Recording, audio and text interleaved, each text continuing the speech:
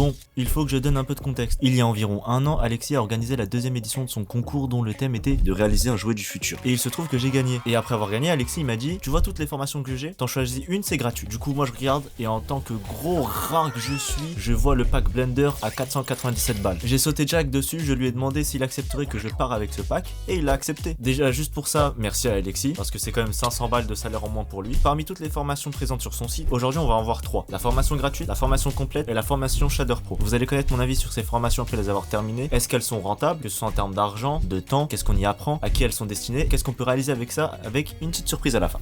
Commençons par la formation gratuite. Elle nécessite seulement la création d'un compte sur le site d'Alexis. Elle contient 8 vidéos de 2 modules et un guide PDF des raccourcis. Dedans, on y apprend les bases de l'interface, comment naviguer dans la scène 3D, où sont situés les différents outils. On apprend aussi des techniques de modélisation simples, comme par exemple la modélisation d'un verre à pied, mais on apprend également le principe des nodes pour les matériaux et comment en créer un. Enfin, on apprend comment faire un rendu basique avec un simple éclairage sur le moteur de rendu Cycle. Alors, ce que je pense de cette formation, en ce qui concerne le contenu, je la trouve correcte étant donné le prix qui est égal à 0. Surtout que tout est bien expliqué pour créer son premier petit projet. Pour conclure sur cette formation, je trouve qu'elle est bien pour un réel débutant, pour qu'ils comprennent les principes de la 3D, et surtout pour des personnes qui ont l'habitude de travailler sur d'autres logiciels tels que Cinema 4D ou autres, et qu'ils cherchent à comprendre l'interface de Blender et la logique et les placements de ces outils. Là, on va partir sur du lourd avec la formation complète qui s'élève à 297 € seul, pour environ 19 heures de contenu. Dans cette formation, on y apprend réellement la puissance de Blender et de ce qu'on peut faire avec. De plus, on y apprend plein de petites choses. Je pense par exemple au Shadow Catcher que je ne connaissais pas avant. Mais aussi, vous saviez que dans les anciennes versions de Blender, il y avait un moteur de jeu. C'est une information qui m'a choqué bas. Qui fait faire un mini-jeu, c'était drôle. J'aime dans cette formation, c'est que tout est bien structuré sous forme de chapitres. Il est alors facile de s'y retrouver lorsqu'on oublie quelque chose. De plus, je note qu'à la fin de certains de ces chapitres, il y a des quiz sur ce qui a été vu avant. Cela permet de forcer un petit peu à bien écouter chaque détail qui est dit tout au long de cette formation. Le plus gros point fort à mes yeux, C'est qu'on voit tout un tas de choses, que ce soit la modélisation, les matériaux, l'éclairage, la physique ou bien même l'animation. Tout y passe. et c'est un gros point fort car cela veut dire qu'après avoir suivi la formation, votre apprentissage à venir n'en sera que plus aisé car vous comprendrez les termes qui seront utilisés et à quoi ils correspondent. Pour en conclure, cette formation est idéale pour les débutants qui aimeraient s'y mettre réellement à Blender. Ils pourront alors partir avec de très bonnes bases et à créer des projets beaucoup plus complexes.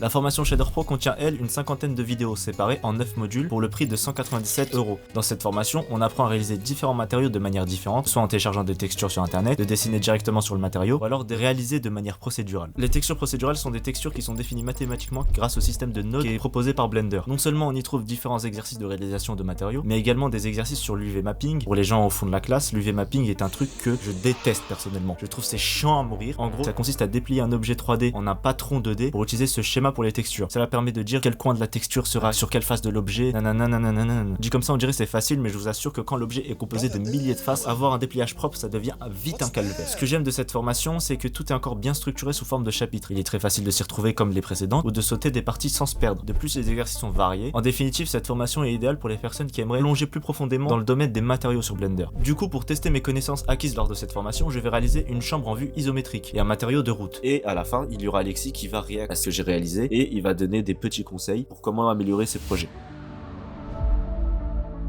Alors pour la chambre, je commence par réaliser le sol et les murs en partant du même cube. Ensuite, il faut bien la remplir cette pièce. Pourquoi pas commencer par un lit avec un petit coussin sur son matelas. Dans le sommier, un petit creux avec insert face et bevel pour donner un peu de relief. Ça reste quand même assez fade, donc pourquoi pas réaliser un petit chevet avec son tiroir à coups d'extrusion à tout va. Alors quelque chose de plus intéressant pour faire une lampe de chevet, c'est que je vais rajouter une courbe de Bézier et lui donner une forme arrondie. Je vais ensuite la convertir en mèche et utiliser le spin tool. Je vais tourner les points autour du centre afin d'avoir une forme arrondie et je vais lui donner de l'épaisseur avec le modifier Solidify. Je trouve les murs assez vides, du coup je vais faire une fausse fenêtre en extrudant un petit carré du mur et je vais rajouter d'autres éléments comme un coffre à jouets, une armoire, un tapis. Pour décorer les murs, quelques étagères avec des livres et au lieu de dupliquer les livres comme un con, je vais utiliser tout simplement le modifier Array. Je finis la modélisation par une simulation de tissu pour le drap pour avoir quelque chose d'assez réaliste. Pour les matériaux, je suis parti sur une idée simple, des couleurs vives partout. Pour le tapis, un petit gradient de texture pour avoir un dégradé, une texture de planche de bois pour le plancher. La lampe de chevet, je suis parti sur une idée de vase, donc j'ai mis un noise texture branché sur un matériau qui reflète assez bien la lumière pour avoir cet effet de vase. Pour les lumières, quelques array lights un peu partout, une sur la fenêtre et une spotlight au niveau de la lampe de chevet. Maintenant passons au matériau de route. J'ajoute juste une icosphère pour l'appliquer par-dessus. Je commence par rajouter un Voronoi texture pour l'effet granuleux de la route et avec un bump node, justement je fais ressortir cet effet. Pour avoir un peu de variété de couleurs, j'utilise un noise texture. Bon, après les deux lignes jaunes qui délimitent le sens de circulation, bon bah je suis un peu allé à l'arrache avec le gradient de texture et un colorant. Il suffisait de placer les bonnes valeurs aux bons endroits pour avoir la bonne forme. Ensuite, pour les craquelures, j'ai utilisé un node Voronoi dont l'input vector est un mix entre le node texture coordinate et un noise texture pour avoir un peu cet effet de vague. Après c'est pareil, je l'ai repassé dans un bump node pour donner l'effet qu'elle est incrustée. Et c'était terminé.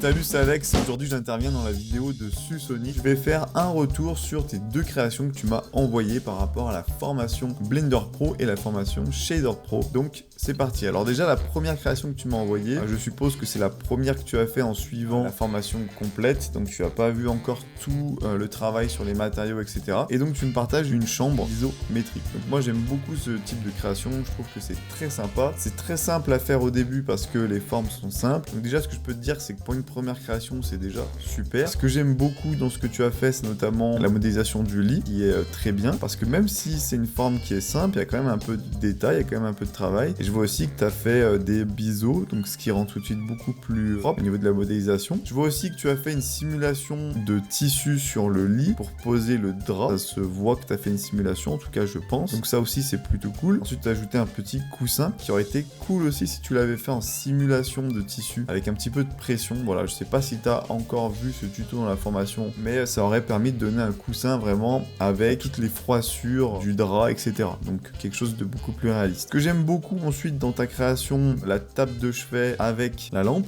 le matériau ici qui est plutôt sympa, je pense que tu as dû faire ça procéduralement sur Blender, et la lampe aussi qui est plutôt pas mal parce que tu as fait un matériau qui est un petit peu translucide, un petit peu comme une vraie lampe de chevet. Tu as là où il y a l'ampoule qui est très éclairée et ensuite ça devient de moins en moins éclairé. Donc ça aussi c'est un détail qui est assez réaliste dans ta création, qui mérite voilà, d'être souligné je trouve. Ensuite, ce que j'aime beaucoup dans ta création, c'est ce que tu as fait au niveau de la fenêtre, puisque tu as mis une dalle lumineuse ici, donc ça va venir générer de la lumière, ça éclaire la pièce, on peut le voir ici sur les meubles. Et ce que je trouve bien, c'est que j'ai l'impression que tu as ajouté un peu de volume, si je dis pas de bêtises, ici l'éclairage ressort pas mal, donc soit tu as ajouté du volume, soit tu avais fait cette création à l'époque où sur le moteur graphique Eevee on pouvait ajouter l'effet Bloom, ce qui permet d'ajouter un effet de halo lumineux, donc je sais pas sur quoi tu es parti sur les deux, mais en tout cas c'est plutôt pas mal. Si je pouvais du coup critiquer ta création pour vraiment te permettre de faire quelque chose d'encore mieux la prochaine fois, je dirais que bien sûr il faudrait que tu fasses des matériaux pour tes murs, tes matériaux pour les meubles, des matériaux un petit peu partout pour ajouter du réalisme,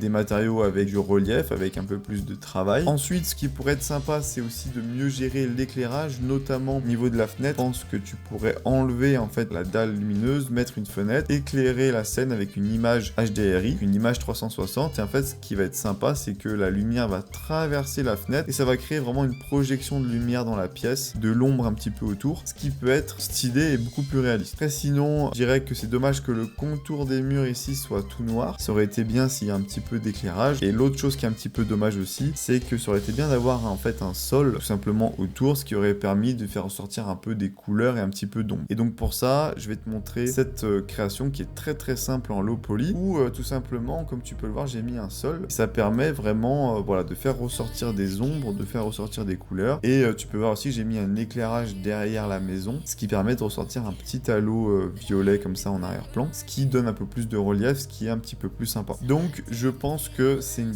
très bonne création pour commencer, et moi j'aurais travaillé davantage l'éclairage et les matériaux pour faire quelque chose d'encore mieux. Ensuite, je passe sur ta deuxième création que tu as fait avec la formation Shader Pro. Très sympa, tu as fait une route craquelée, j'imagine entièrement procédurale, donc c'est vraiment cool. On voit que tu as bien compris les concepts au niveau des nodes. Moi, ce que je dirais pour améliorer un peu ça, alors déjà, ce que je remarque, c'est que tu as utilisé le tuto sur le cuir, parce que j'ai l'impression que tu as fait quelque chose de similaire au cuir pour donner le côté granuleux à la route. Honnêtement, c'est sympa. Je pense que ça donne vraiment le côté un petit peu compacté, gravier un petit peu, donc ça c'est bien. Ensuite tu as fait les bandes orange, donc pareil, ça rend bien, tu as bien délimité ça, donc ça c'est cool. Et par-dessus ça, tu as ajouté vraiment l'effet craquelé, qui est sympa. Honnêtement, les seules choses que j'ai à rajouter ici, je dirais que peut-être la partie craquelée pourrait être un petit peu plus réaliste, un petit peu moins floue, comme on peut le voir ici, elle est pas très bien démarquée, elle est un petit peu floue par moment, donc je dirais peut-être avec un colorant de venir rendre ça un petit peu plus net. Ensuite peut-être faire répéter un peu plus les craquelures, je sais pas, en tout cas à voir sur une route plate plutôt que sur une sphère, mais honnêtement c'est plutôt pas mal, c'est plutôt cool comme matériau. Un grand bravo à toi pour ces deux créations.